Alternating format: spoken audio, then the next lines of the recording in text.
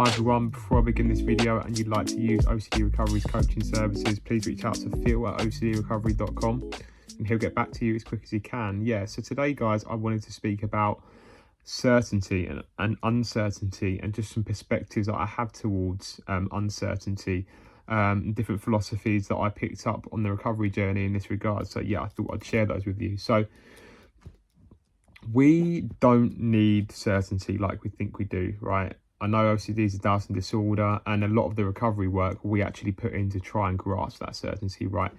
Not only does it not exist and it's futile, there's just no way that we're going to get that. And it's not that we need it. So let me show you from a couple of examples. So say you had certainty on the day that you're going to die, right? Obviously, death is a big driver of a lot of OCD cycles.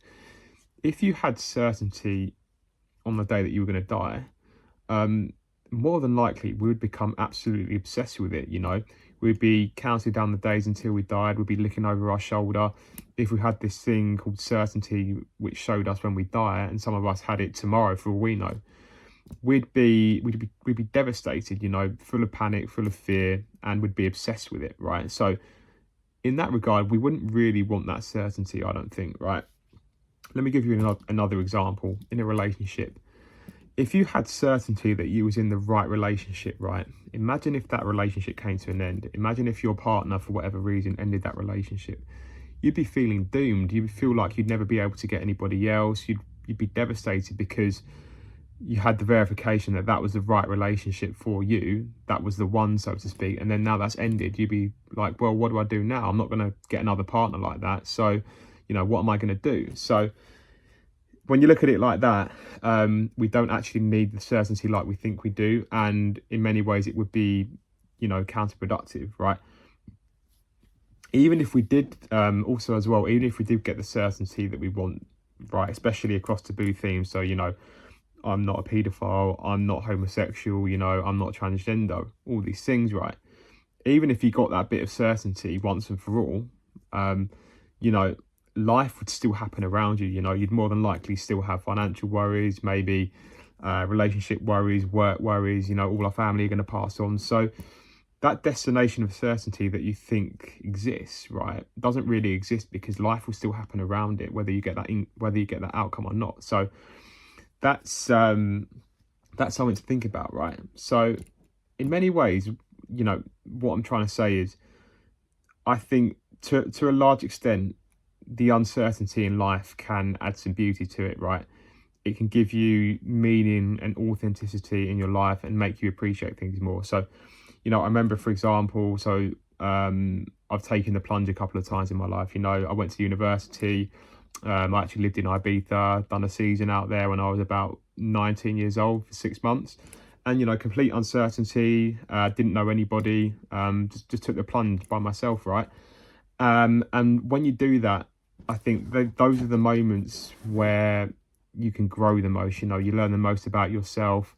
You really step into that uncertainty and you embrace that. You take it under your wing, and you actually learn more about yourself as a person, more about the world, and you pick up essential life skills. When I went to university, I had to quickly engage with other people, think for myself, look after myself, all of those things. And stepping into that uncertainty enabled me to do that, and sort of allowed me to level up in a way. And I've now taken those skills into other areas of my life, right?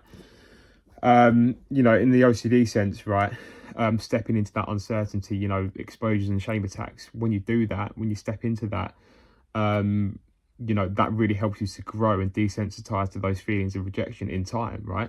Before that, you're very nervous, and you might be shackled and be held a prisoner to OCD. But having that uncertainty there before that allows you to embrace it. And when you really step into that, it allows you to sort of grow and develop as a person and get you towards recovery, right?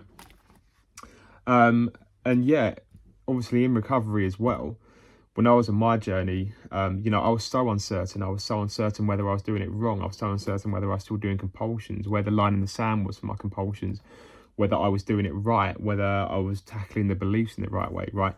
And all of that uncertainty that sort of haunted me and kept me stuck, when you make it in a way to recovery, right, it just it tastes that little bit sweeter in a way, because you know all of that uncertainty makes you appreciate the position that you're in now. I'm not saying that, you know, there's some magic finish line where you get to recovery and it's all sunshine and rainbows, but I'm just trying to say, when you're faced with doubt, when you're faced with uncertainty in the recovery journey, and you get to the end of it, you know, it really sort of helps you to appreciate the place that you're in at the end of it, right? And I guess that'd be the same with anything. You know, imagine like a business professional or an entrepreneur. They're running a business, you know, they don't know if they're going to make ends meet. Let's say they've got really low revenues for the past few years, there's an economic downturn or whatever, and they don't know if their business is going to survive. Imagine a situation where they manage to turn the business around and then end up making a lot of money out of it and improving people's lives. You know, that uncertainty and doubt that person would have had really makes them to appreciate the position that we're in, or that they're in, and you know, it's probably helped them to grow and learn a lot of things at the same time. So I think that's really important when you think about uncertainty, right? So what I'm trying to say is we don't necessarily need certainty like we think we do. You know, we can stand not having it. Our life isn't over or awful if we don't get that certainty. And you know, there's actually lots of pros and cons that we can get from having uncertainty, right? I know when you're in the grips of the recovery journey, you have that dire necessity for certainty, but you know, as I've just said there, that's not always going to be the best thing. And when you truly embrace that uncertainty, you know, that's how you can really help yourself, not only in life, but with this disorder as well, right? So yeah, I hope those perspectives on uncertainty were useful, guys, and I'll see you on the next one.